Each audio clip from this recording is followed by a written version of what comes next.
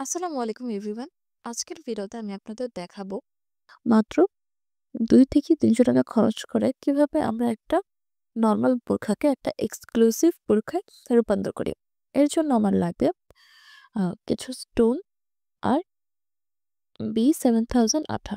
তো ১ম এই আমরা বোরখার যেখানে স্টোন বসাবো সেখানে আ কলম বা পেন্সিলের মাধ্যমে মার্ক করে নিয়েছি। এরপর অল্প করে আঠা দিয়ে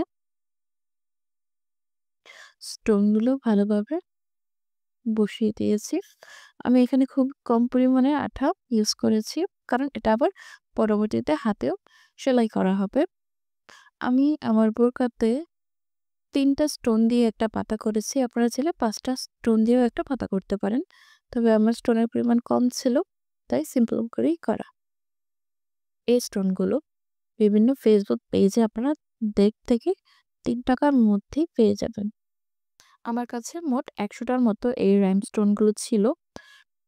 আমি বোরকার সামনের অংশে এই স্টোনগুলো বসানোর পর বাকি যেই স্টোনগুলো ছিল তা একটা করে হাতায়ও কিছু দিয়ে দিয়েছিলাম।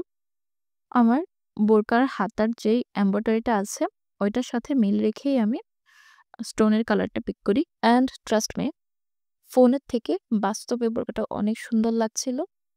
আমার কাছে স্টোনের পরিমাণ কম ছিল, তাই আমি সম্পূর্ণ বোরকায় স্টোন লাগাতে পারিনি।